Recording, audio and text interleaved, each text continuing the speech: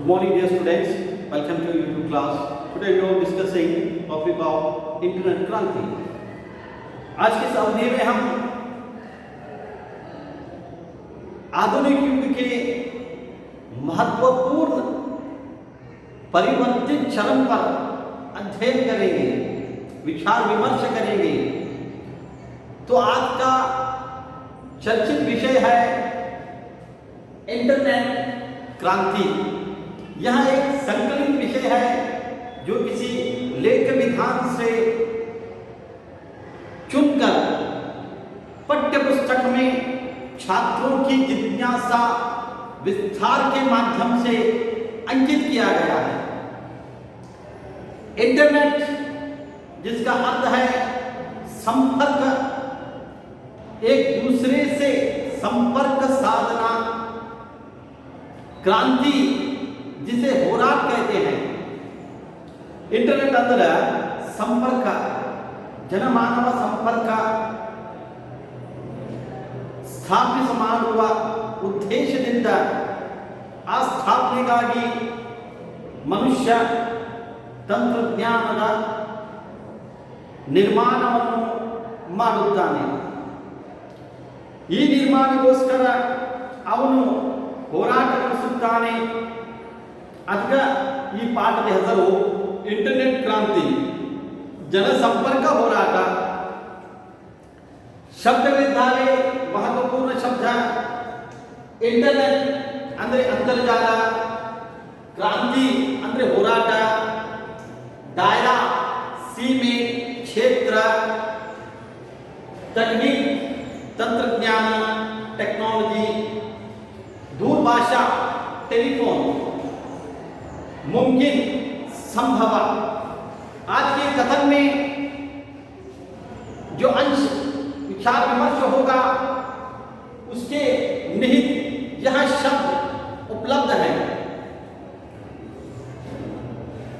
आज के संदर्भ में इंटरनेट क्रांति से होने वाले लाभ तथा हानि के बारे में छात्र जानकारी प्राप्त कर सकते हैं और सचेत रह सकते हैं. इंटरनेट का उपयोग हर मनुष्य के लिए आज के इस संदर्भ में अनिवार्य है और यहाँ लाभदायक भी है और हानिकारक भी है. जितना उत्तेजित यहाँ है उतनी ही सावधानी भी यहाँ है. इन दोनों के आधार पर ही इसका प्रयोग मनुष्य जीवन के लिए लाभदायक है. आज का युग इंटरनेट युग है. आज के इस वातावरण को नवयुग कहते हैं, तंत्रज्ञान युग कहते हैं, इंटरनेट मूवमेंट्स भी कहते हैं. बड़े बूढ़ों से लेकर छोटे बच्चों तक सब पर इस इंटरनेट क्रांति का असर पड़ा है. असर प्रभाव ಹಿರಿಯರಿಂದ ಹಿಡಿದು ಯುವಕರ ತನಕ, ಯುವಕರಿಂದ ಹಿಡಿದು ಪುಟ್ಟ ಮಕ್ಕಳ ತನಕ ಇಂದು ಇಂಟರ್ನೆಟ್ನ ಬಳಕೆಯ ಪ್ರಭಾವ ಎಲ್ಲರ ಜೀವನದಲ್ಲಿ ಮೂಡಿದೆ. छोटे बच्चों को पुरातन काल में, आधुनिक से पूर्व काल में बच्चों को खेलने के लिए बाहर भेजते थे और उनकी खेल सामग्री भी घर पर उपस्थित होती थी.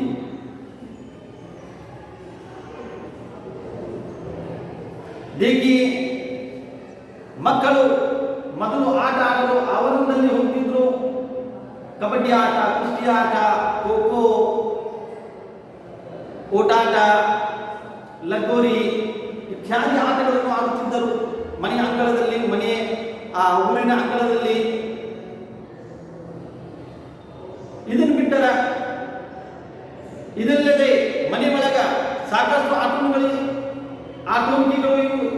ಇರುವುದು ಕಂಡು ಬರ್ತಿತ್ತು. लेकिन आज माँ बाप इतने व्यस्त हो गए हैं वैयक्तिक जीवन में कि बच्चों के लिए उन्होंने मोबाइल फोन दिया ताकि वो मोबाइल में ही गेम खेलें, ಮೊಬೈಲಲ್ಲಿ ಮಕ್ಕಳು ಆಟ ಆಡ್ತಾ ಇದ್ದಾರೆ, ಯುವಕರು ಮೊಬೈಲ್ನಲ್ಲಿ ಮೆಸೇಜ್ ಮಾಡ್ತಾ ಇದ್ದಾರೆ, ಫೋನ್ ಮಾಡ್ತಾ ಇದ್ದಾರೆ, ಯಾವುದೇ ಒಂದು ವಿಷಯ ಬೇಕಾದ್ರೆ ಮೊಬೈಲ್ನಲ್ಲಿ ನೋಡ್ಕೊತಾರೆ. ಹಿರಿಯರು ಸಹ ನ್ಯೂಸ್ ಪೇಪರ್ ಆಗಲಿ ವಾರ್ತೆಗಳಾಗಲಿ ಮೊಬೈಲ್ ಮೂಲಕ ಅವರು ವೀಕ್ಷಣೆ ಮಾಡುತ್ತಾರೆ. ಹೀಗಾಗಿ ಪ್ರತಿಯೊಬ್ಬರ ಜೀವನದಲ್ಲಿ ಈ ಇಂಟರ್ನೆಟ್ನ ಪ್ರಭಾವ ಒಂದಿಲ್ಲ ಒಂದು ರೀತಿಯಲ್ಲಿ ಮುಟ್ತಾ ಇದೆ. तो इस तरह से इंटरनेट ने हर एक के जीवन में अपना ही स्थान स्थापित किया है. एक दिन रोहन स्कूल से लौटते ही इंटरनेट के संबंध में अपने दोस्तों के बीच हुई चर्चा के बारे में अपने बाबूजी से कहने लगा. एक दिन का समय था, कक्षा में तंत्र ज्ञान के शिक्षक जी ने उन्हें इंटरनेट से संबंधित कुछ माहिती समर्पित की. इसके उपरांत रोहन अपने घर आया और पिताजी के सम्मुख एक प्रश्न रखता है. कहता है, पिताश्री मुझे इंटरनेट से संबंधित जानकारी प्रदान कीजिए.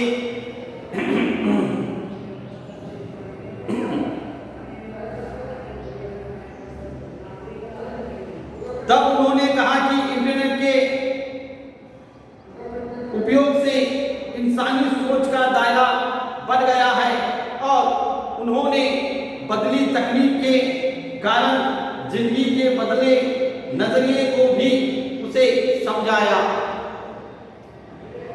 उनके पिताश्री ने उन्हें इस तंत्र ध्यान विद्या से संबंधित अनेक उपलब्धियों का दार्शनिक उदाहरण दिया और उन्हें यह बताया कि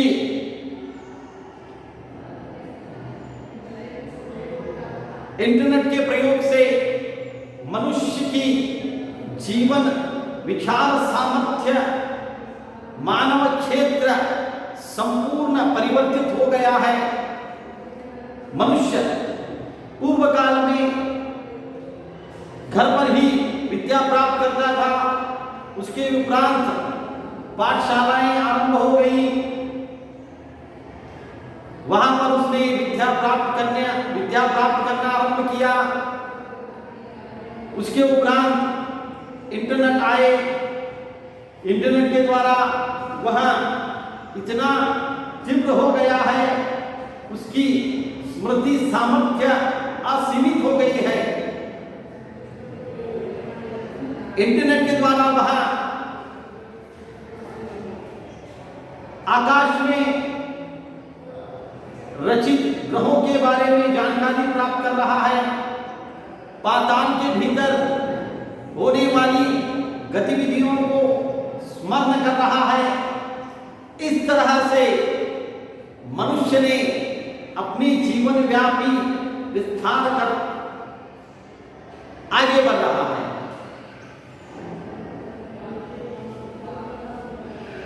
ನಜರಿಯ ನೋಡುವ ದೃಷ್ಟಿಕೋನ. ಮೊದಲು ವ್ಯಕ್ತಿ ಪುಸ್ತಕ ಓದಿ ಜ್ಞಾನವನ್ನು ಪ್ರಾಪ್ತ ಮಾಡುತ್ತಿದ್ದ. ಆಕಾಶದಲ್ಲಿ ಇರುವಂತಹ ರಹಸ್ಯಗಳು, ಪಾತಾಳದಲ್ಲಿ ಇರುವಂತಹ ರಹಸ್ಯಗಳು, ಸಮಸ್ತ ಪ್ರಕೃತಿಯಲ್ಲಿ ಅಡಗಿರುವಂತಹ ರಹಸ್ಯಗಳು ಅಧ್ಯಯನ ಮಾಡಬೇಕೆಂದರೆ ಆ ವಿದ್ಯಾರ್ಥಿ ಅನೇಕ ಪುಸ್ತಕಗಳನ್ನು ಅಧ್ಯಯನ ಮಾಡತೊಡಗಿದ್ದ.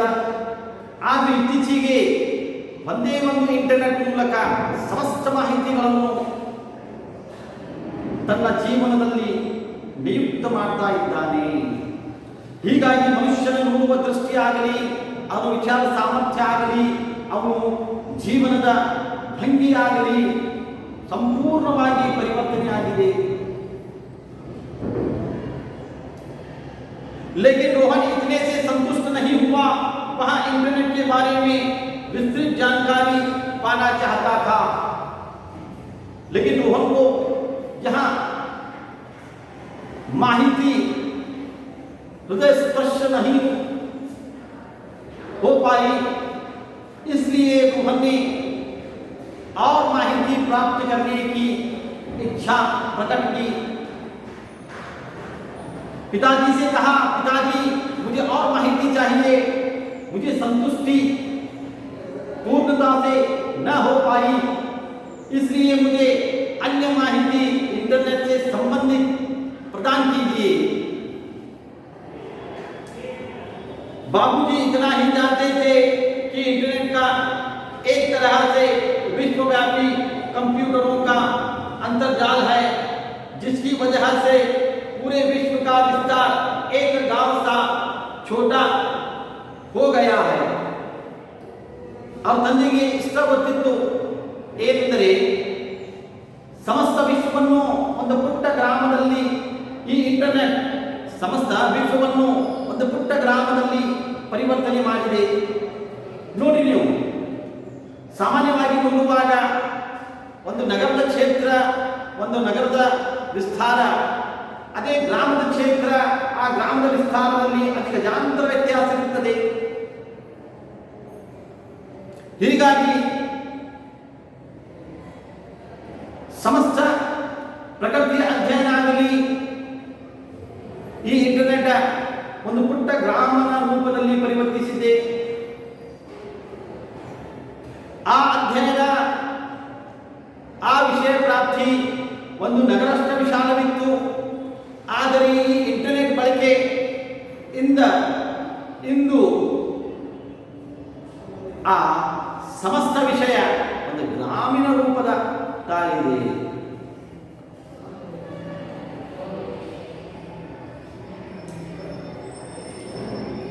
इसलिए उन्होंने रोहन को सुझाव दिया कि वह अपने कंप्यूटर शिक्षक के से पूछताछ करे। पूछताछ यहाँ एक युग्म शब्द है। उनके पिताजी ने उन्हें उपाय दिया कि अगर तुम अपने तंत्रज्ञान गुरु से संपर्क कर इससे संबंधित समस्त माहिती संग्रह करें, ताकि तुम इस विषय में परिपूर्ण बन जाओ। फिर रोहन दूसरे दिन रोहन अपने कंप्यूटर शिक्षक से इसके बारे में क्लास में प्रश्न पूछता है। दूसरा दिन अर्थात ಮರುದಿನ ತರಗತಿಗೆ ತೆರಳಿದ ನಂತರ ಆ ರೋಹನ್ ಎಂಬ ಬಾಲಕ ತಮ್ಮ ಗುರುಗಳ ಮುಂದೆ ಒಂದು ಪ್ರಶ್ನೆಯನ್ನು ಇಡುತ್ತಾನೆ. ಆ ಪ್ರಶ್ನೆ ಏನು? रोहन सर, इंटरनेट का मतलब क्या है?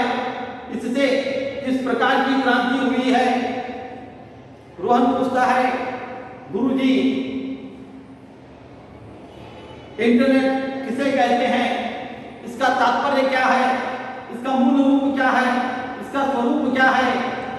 यहाँ किस दिशा का विदा है?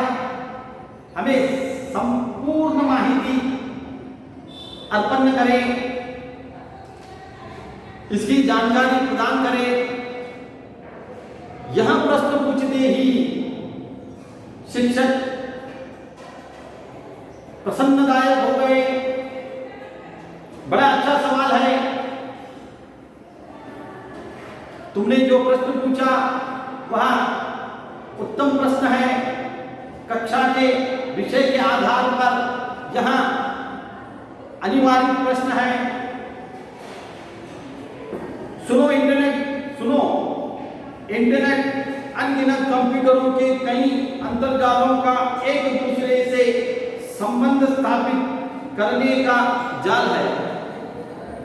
इंटरनेट का अर्थ एक दूसरे कंप्यूटरों से संबंध स्थापित करने वाला एक जाल है।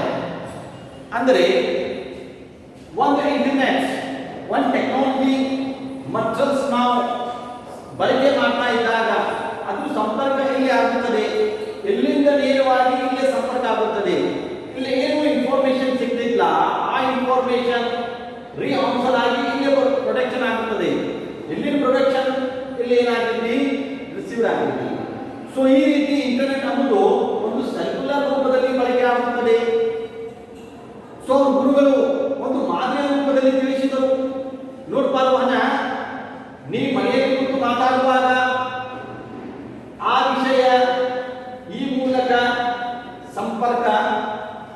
ಕಾಣಬಹುದು. ಸೊ ಇದಕ್ಕೆ ಇಂಟರ್ನೆಟ್ ಸರ್ಕ್ಯುಲರ್ ಅನ್ನುತ್ತಾರೆ.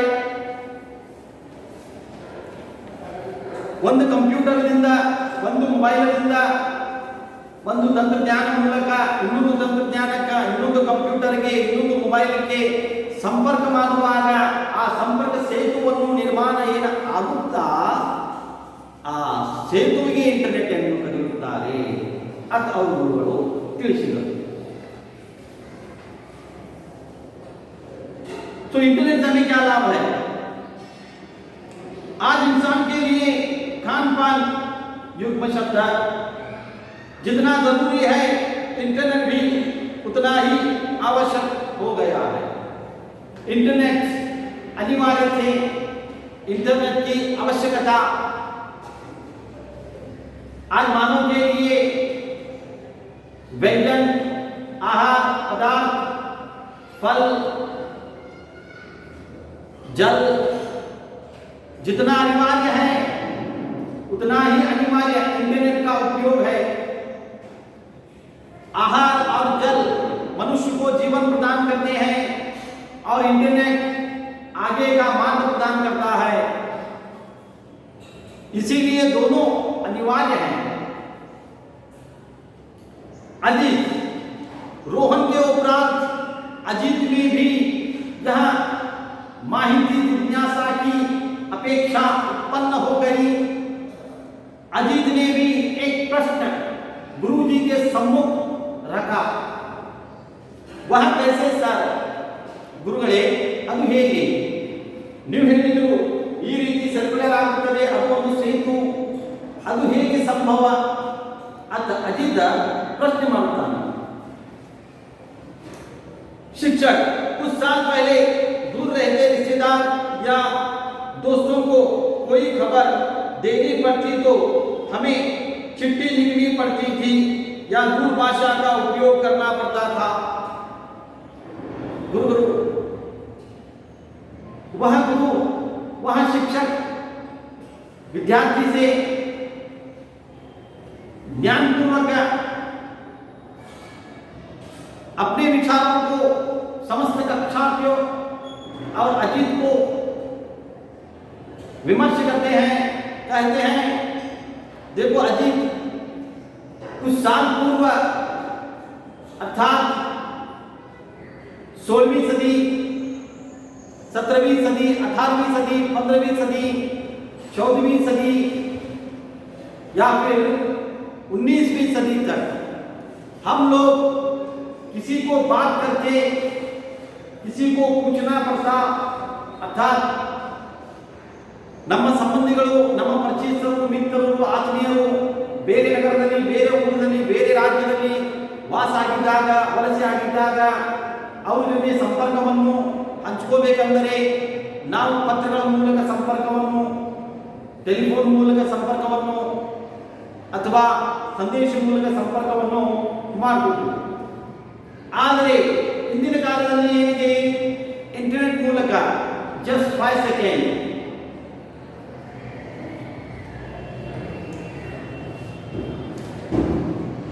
पहले लोगों को अगर किसी के घर दुखी समाचार हो तो चिट्ठी के द्वारा समझाया जाता था. वह चिट्ठी ले जाने के लिए एक आदमी को नियुक्त करते.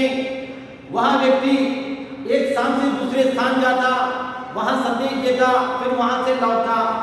इसमें समस्त एक दिन विलंब होता, संपूर्ण दिन विलंब हो जाता. फिर आया पत्र लिखने की व्यवस्था. पत्र में पत्र लिखे, तार लिखा, डाकघर में समर्पित किया. डाक बाबू ने उस चिट्ठी को उठाई और पता संग्रह करके उस गांव, उस नगर, उस मोहल्ले में जाकर उनके घर उस चिट्ठी या तार को अर्पण करता तो 2 से 3 दिन विलंब होते. फिर वहां से उत्तर आता, वहां भी 2 से 3 दिन लगते. तो इस तरह से 5 से 6 दिन विलंब हो जाते हैं. समय व्यर्थ हो जाता है. जमखंडी में एक पद्धति थी. हम जमखंडी नगर में ಒಂದು ವ್ಯವಸ್ಥೆ ಇತ್ತು. ಪೋಸ್ಟ್ ಆಫೀಸ್ ನಲ್ಲಿ ಟೆಲಿಫೋನ್ ಇತ್ತು. ಫಸ್ಟ್ ಟೆಲಿಫೋನ್ ಪೋಸ್ಟ್ ಆಫೀಸ್ ನಲ್ಲಿ ಇತ್ತು. ಆ ಪೋಸ್ಟ್ ಆಫೀಸ್ನಲ್ಲಿ ಜನ ಕ್ರಮಾಂಕವಾಗಿ ನಿಲ್ಲುತ್ತಿದ್ದರು. 2 ರೂಪಾಯಿ ಕೊಟ್ಟರೆ ಮನಸ್ಸು ತುಂಬ ಮಾತಾಡಬಹುದು. ಅಲ್ಲಿ ನಂಬರ್ ಬರಿಬೇಕಾಗ್ತಿತ್ತು, ಹೆಸರು ಬರಿಬೇಕಾಗ್ತಿತ್ತು. ತದನಂತರ ಅವರು ಒಂದು ಚೀಟಿ ಕೊಟ್ಟಿದ್ರು, ಆ ಟಿಕೆಟ್ ಮೂಲಕ ಕ್ಯೂನಲ್ಲಿ ನಿಲ್ಲಬೇಕಾಗ್ತಿತ್ತು. ಸೊ ಇಂಥ ಸಂದರ್ಭ ಇತ್ತು ಮೊದಲು. ಸೊ ಅಲ್ಲಿಂದ ಸಮಯ ವಿಳಂಬ ಆಗ್ತಿತ್ತು. ಬೆಳಿಗ್ಗೆ 9 ಗಂಟೆಗೆ ಹೋದರೆ ಸಾಯಂಕಾಲ 5 ಗಂಟೆ ಕಾಯಬೇಕಾಗ್ತಿತ್ತು. ಯಾವಾಗ ನಂಬರ್ ಬರ್ತಿತ್ತು, ಯಾವಾಗ ಮಾತಾಡಬೇಕು. ಸೊ ಇಂಥ ಪರಿಸ್ಥಿತಿ ಇತ್ತು. ಅಲ್ಲಿನೂ ಜನ ಅದೇ ರೀತಿ ಕಾಯ್ತಿದ್ರು. इससे समय और पैसे दोनों का अधिक व्यय होता था. व्यय खर्च ಸಮಯನೂ ವಿಳಂಬ ಆಗ್ತಿತ್ತು ಮತ್ತು ಹಣನೂ ಖರ್ಚಾಗ್ತಿತ್ತು. लेकिन इंटरनेट द्वारा पल भर में बिना ज्यादा खर्च किए कोई भी विचार हो, स्थिर चित्र हो, वीडियो चित्र हो, दुनिया के किसी भी कोने में भेजना मुमकिन हो गया है. ಆದರೆ ಇಂದಿನ ವಿಮಾನದಲ್ಲಿ ಈ ಇಂಟರ್ನೆಟ್ ಬಳಕೆಯ ಮೂಲಕ ನಾವು ಯಾವುದೇ ಚಿತ್ರವಾಗಬಹುದು, ವಿಷಯವಾಗಬಹುದು, ಅಥವಾ ಅನುಸೂಚನೆಯಾಗಿರಬಹುದು, ಅಥವಾ ಯಾವುದೇ ಒಂದು ವಿಡಿಯೋ ರೆಕಾರ್ಡಿಂಗ್ ಆಗಿರಬಹುದು, ಯಾವುದೇ ಭಯವಿಲ್ಲದೆ, ಯಾವುದೇ ಅಡೆತಡೆವಿಲ್ಲದೆ ಬೇರೆಯವರಿಗೆ ಕಳಿಸಬಹುದು. ಇದು ಇಂಟರ್ನೆಟ್ ಮೂಲಕ ಕೇವಲ 60 ಸೆಕೆಂಡಿನಲ್ಲಿ ಈ ವಿಷಯ ಇಲ್ಲಿಂದ ಇನ್ನೊಂದು ಕ್ಷೇತ್ರಕ್ಕೆ ಹೋಗ್ತೈತಿ. ಒಂದು ಸ್ಥಾನದಿಂದ ಮತ್ತೊಂದು ಸ್ಥಾನಕ್ಕೆ, ಒಂದು ಗ್ರಾಮದಿಂದ ಮತ್ತೊಂದು ಗ್ರಾಮಕ್ಕೆ, ಒಂದು ನಗರದಿಂದ ಮತ್ತೊಂದು ನಗರಕ್ಕೆ, ಒಂದು ರಾಜ್ಯದಿಂದ ಮತ್ತೊಂದು ರಾಜ್ಯಕ್ಕೆ, ಒಂದು ದೇಶದಿಂದ ಮತ್ತೊಂದು ದೇಶಕ್ಕೆ.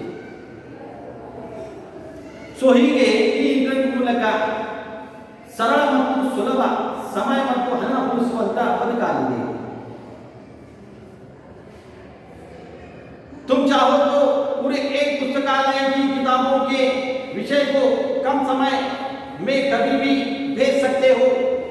किसी छात्र को कुछ किताबें चाहिए, वह छात्र उन किताबों की खोज करता है.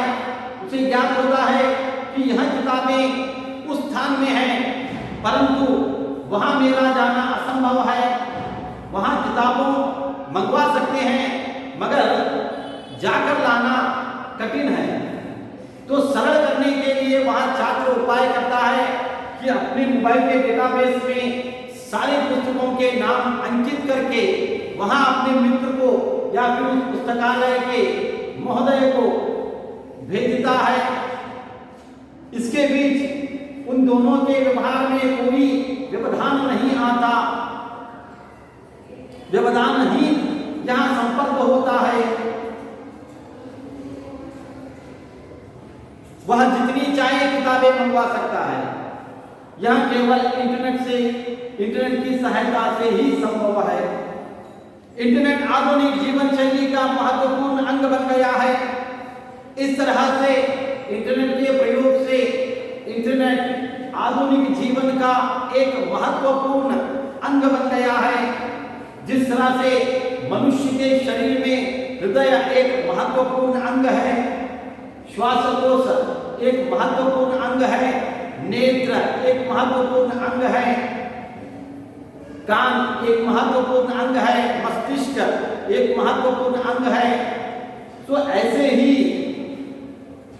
आधुनिक युग के लिए इंटरनेट का प्रयोग भी एक महत्वपूर्ण अंग बन गया है. अर्थात इंटरनेट और आधुनिक युग, यह दोनों एक ही नाण्य के दो मुख हैं, जिसके बिना मनुष्य का जीवन आज अपूर्ण बन जाता है. शायद इसके बिना संचार व सूचना दोनों ही क्षेत्र ठप पड़ जाते हैं. संचार व सूचना क्षेत्र भी आज इंटरनेट के प्रयोग के बिना ठप अर्थात रुक जाना. ಇಂದಿನ ವಿಮಾನದಲ್ಲಿ ಸಾರಿಗೆ ಕ್ಷೇತ್ರ ಆಗಲಿ, ಅಥವಾ ಸಂಪರ್ಕ ಕ್ಷೇತ್ರ ಆಗಲಿ, ಅಥವಾ ಟ್ರಾನ್ಸ್ಪೋರ್ಟ್ ಕ್ಷೇತ್ರ ಆಗಲಿ, ಯಾವುದೇ ಕ್ಷೇತ್ರ ಆಗಲಿ, ಅಲ್ಲಿ ಇಂಟರ್ನೆಟ್ ಬಳಕೆ ಆಗುವುದು ಅನಿವಾರ್ಯವಿದೆ.